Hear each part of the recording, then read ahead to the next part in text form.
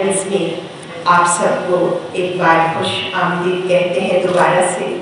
और चूँकि 2 साल से बहुत ही बेहतरीन तरीके से कामयाबी से ये कॉन्फ्रेंस जो है मुनक़िद हो रही है और इसके साथ साथ साइमा सुनीम साहिबा मुबारकबाद की मुस्तहक है और उनके लिए भरपूर तालियां तो जाहिर है कि होनी ही चाहिए। और ये अफसाना कॉन्फ्रेंस यकीनन कामयाबी की मनाज़िल को तय करते हुए आगे बढ़ रही है। और इस वक्त भी हम तीसरी आर्मी कॉन्फ्रेंस में बैठे हुए हैं जो अफसाने के हवाले से है। आप तमाम यहाँ पर मौजूद हैं। नाम बनाम एक बार फिर आपको खुश आमदीद कहते हुए प्रोग्राम को आगे बढ़ाते हैं।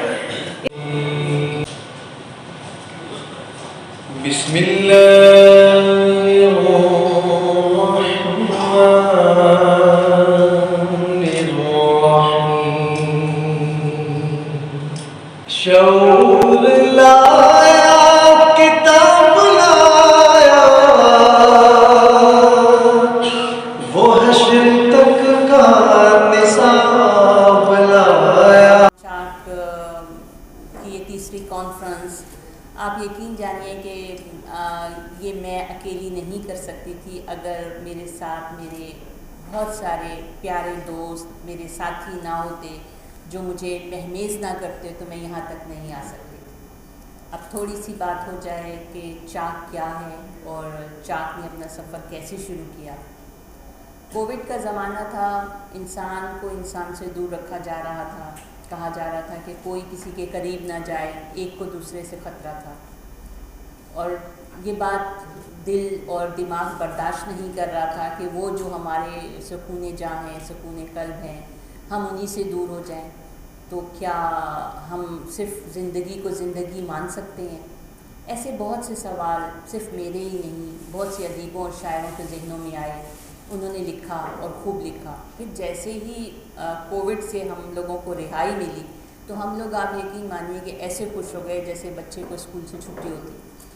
हमने अपना सबसे पहला प्रोग्राम चाक की पिकनिक मनाई हॉक्स बे पर और अलविदा किया हमने हंसते गाते नाचते कोविड को और उसे कहा कि अब दोबारा नहीं आना। हम लोग कल भी एक थे, हम लोग आज भी एक हैं और हम लोग हमेशा अपनी खुशियाँ, अपनी मोहब्बतें और अपनी चाहतों के रंग और अपनी ज़िंदगी जो है अपने जैसे इंसानों में चाहते हैं। यूँ चाक का ये सिलसिला चल निकला और फिर तो चाक ये समझें कि एक से एक प्रोग्राम देने लगा। शुरू में मैंने प्रोग्राम्स दिए पिकनिक्स के, मुशायरों के और टूर्स के। उसके बाद मुझे एक शिद्दत से एहसास हुआ और मेरे साथियों ने भी मुझे एहसास दिलाया कि नसर का यहाँ पे कोई प्लेटफॉर्म नहीं और नसर के कोई प्रोग्राम नहीं होते। मुशायरे, नशिस्तें इतनी ज़्यादा होती हैं कि हर 4-6 शोरा ने मिलके अपनी एक नशिस्त बनाई, एक तंजीम बनाई हुई है और वो उनको दाद दें, वो उनको दाद दें। इस तरह सब लोगों के दिल खुश हैं, सब लोग एक दूसरे को अपनी गज़लें, अपने शेर सुना रहे हैं। लेकिन अफसाने निगार की ना तो कहीं उसको बुलाया जाता है, ना उससे कोई सुनता है। और वो बेचारा लिख भी रहा है, छप भी रहा है, लेकिन वो गुमनाम है। और यहाँ तक कि हम अफसाना निगार एक दूसरे को नहीं जानते थे।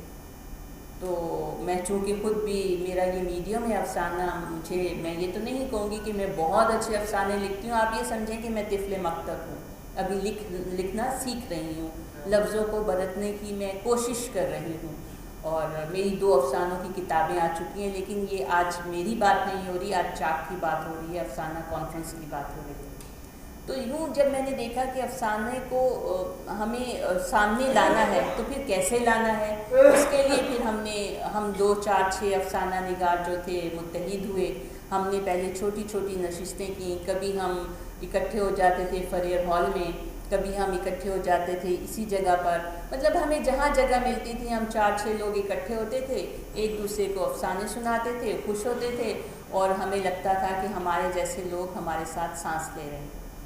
बड़ा अच्छा लगता था। फिर हमें एहसास हुआ कि अफसानों के ऊपर मतलब अभी वो बात नहीं बन पाई है। अफसाने को लोगों ने बड़ा नेगलेक्ट किया हुआ है और एक जगह पे उसको मज़ीद मतलब वो पस्ती की तरफ जा रहा है। تو ہم لوگوں کو بہت اس کی طرف سوچنا پڑا. ہم لوگوں نے سوچا اور سوچتے سوچتے ایک دن اسی جگہ پہ اسی چھت کے نیچے ہم لوگوں نے ایک چھوٹی سی ٹی پارٹی ارینج کی. میرے وہ دوست جو اس پارٹی میں شریک تھے وہ مسکرا بھی رہے ہیں کہ ہم لوگ ادھر بیٹھ کے سوچ رہے تھے کہ ہم افسانے کے لیے کیا کریں.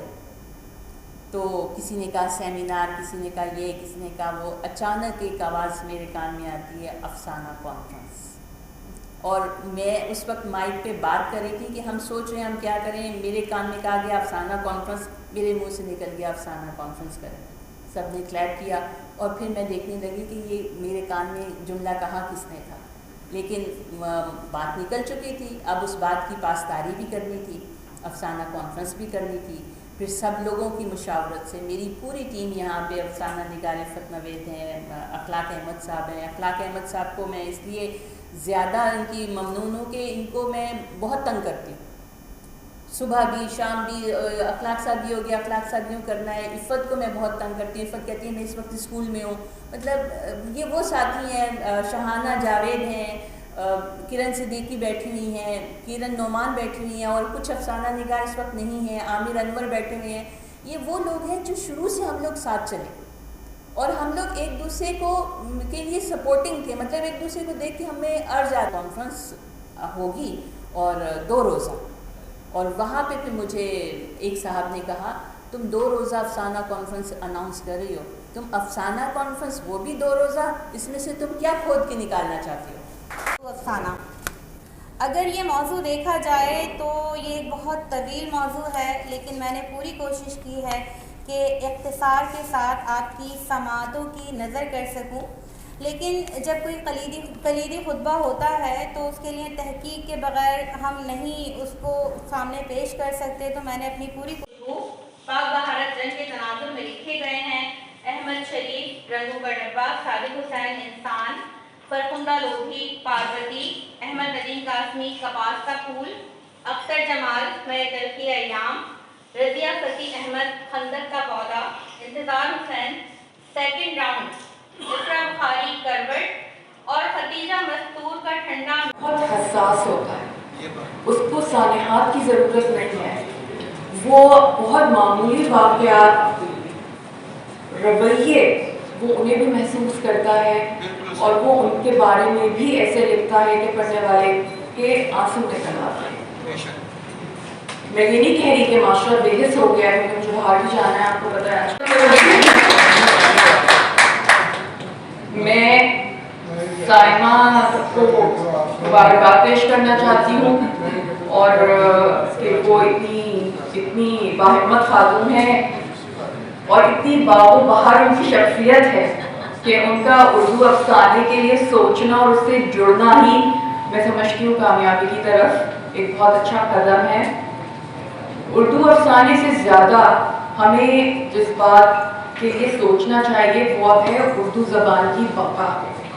بڑی جرت سے, بڑی محنت سے اور بڑی لگن سے بات مخالف کا سامنا کرتے ہوئے اس کام کو جاری رکھے ہوئے ہیں, اور میری دعا ہے دل کی گہرائیوں سے کہ یہ سلسلہ اسی طرح جاری و ساری رہے اور ہم آئندہ بھی اسی طرح یہاں ملتے رہیں. لایا ہے اور جس طرح آج یہ کسی اردو افسانہ کانفرنس کر رہی ہیں تو مجھے یہ اندازہ ہوتا ہے کہ یہ اگر اس قافلے میں اور لوگ شامل ہوتے رہے اسی طرح جیسے پہلی کانفرنس اور آج کے درمیان جو لوگ شامل ہوئے تو یہ سلسلہ میں چاہتا ہوں کہ فخر کی بات ہے.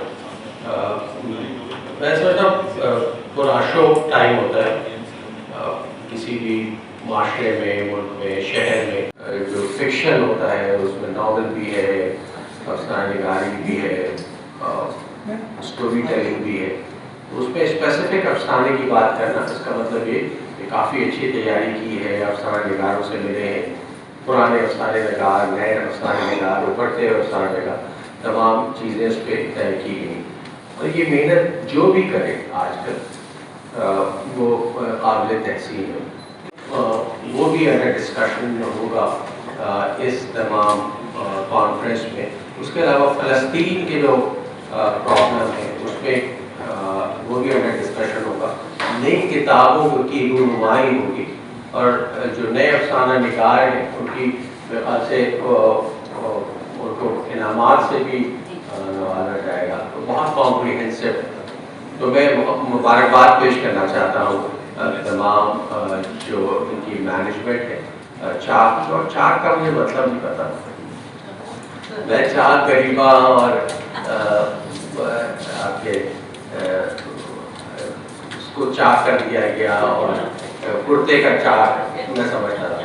तो मुझे साजिद साहब ने और उन्होंने बताया कि जो सांचा जिससे शक्ल दी जाती है मट्टी का, उसको चाक कहा जाता है। तो ये बहुत ही बड़ी बात है। ये शहर मैं आपके सामने नहीं कहता कि मैं लेना, मुझे नहीं पता था, लेकिन मैंने ये बात सीखी 2009 में। स्टीव जॉब्स हमेशा ये कहता था कि आपको हमेशा ईगर होना चाहिए और कोई भी चीज़ ना आए तो उसको जरूर पूछना चाहिए। तो ये तमाम मैं मुबारकबाद पेश करता हूँ सबको। मुझे बहुत खुशी हुई। कराची मेट्रोपॉलिटन कॉर्पोरेशन बिल्कुल मेरे घर की तरह है। तमाम यहाँ के ऑफिसर्स, इधर मेरी तस्वीर भी लगी हुई,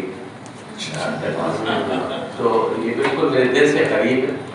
और मैं आप सबको